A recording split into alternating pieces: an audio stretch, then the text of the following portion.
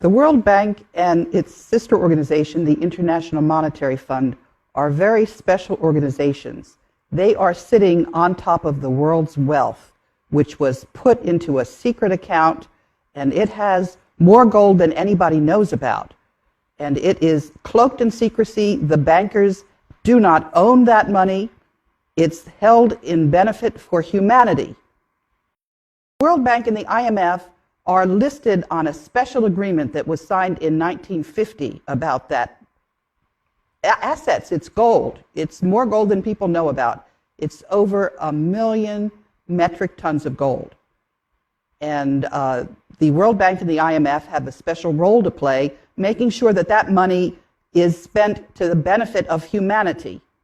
So where's the gold?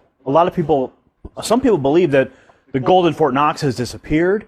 That's been in question for many years. Congressmen have attempted to get an audit of the gold in Fort Knox. So 1 million metric tons of gold is not something you can just hide.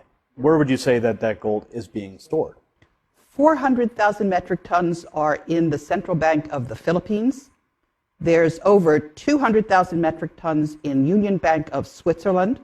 And some of that gold is buried securely in the Philippines as well. Some of it is held in various banks, but the bulk of it is in the Philippines. So the World Bank holds the note on that gold?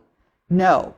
It is in a special trust account that was set up by Ferdinand Marcos, and the authorized signatory is a German banker lawyer by the name of Wolfgang Struck, who also lives in the Philippines. So how do the people get the gold back? If it's their gold and it was taken by these bankers, how do we receive it? That is the question.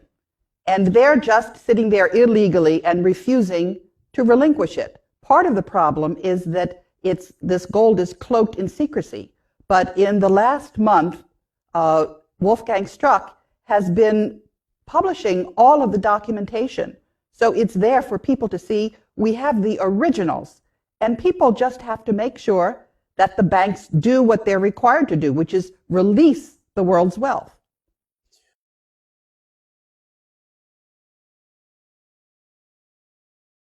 Contact Phoenix Journal Review. Independent confirmation of the Philippines gold.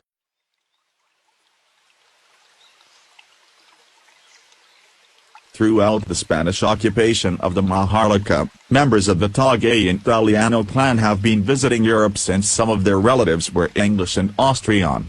From 1866 to 1898, Prince Julian Macleod Italiano, who became titleholder of OCT 01-4 in 1864, had also been frequenting the Vatican.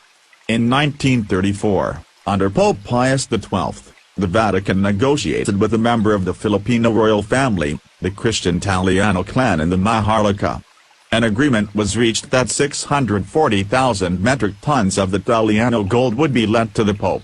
This was part of that gold accumulated by the Southeast Asian Srivijayan Majapahit Empire during its glorious reign of 900 years.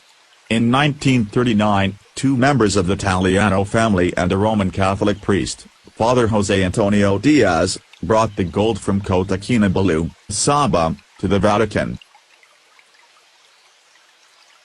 After doing this, Father Diaz went back to the Maharlika and resided in Cabanatuan City. After World War II, he facilitated the safe return of the 640,000 metric tons of gold from the Vatican to the Maharlika. Manuel Acuña Rojas, a relative of the Acuña Tagayan Italiano clan, then a congressman, and Bishop Enrique Sobra Peña Sr., in the presence of attorney Lorenzo Tañada, received the gold in Manila. Having gained the trust and confidence of Father Diaz, the Italiano clan made him the main negotiator and trustee of their gold. Father Diaz, in turn, hired the services of attorney Ferdinand Marcos, then a highly recommended brilliant young lawyer, having attained notoriety when he successfully defended himself in the Nalundasan case in 1939.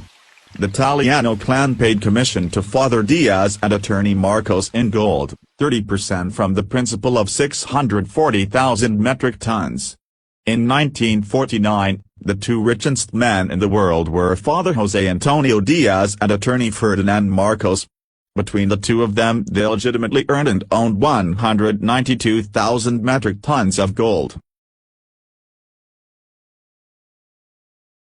Ferdinand Marcos withdrew their share of the gold from the central bank and minted it, RPCB.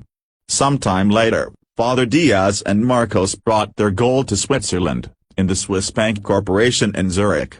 The remaining 400,000 metric tons of Italiano gold is in the third-floor basement of the central bank minting plant in East Avenue, Quezon City.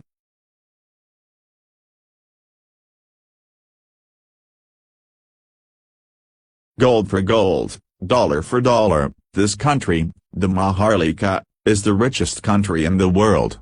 During a talk show in US TV the week following the bombing of the New York Twin Towers, President Bush was asked this question, which is the richest country in the world today?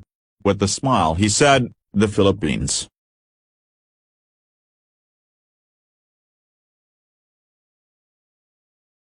On April 9, 1973, Marcos said, "My earthly goods have been placed in the custody and for the disposition of the Marcos Foundation, dedicated to the welfare of the Filipino people.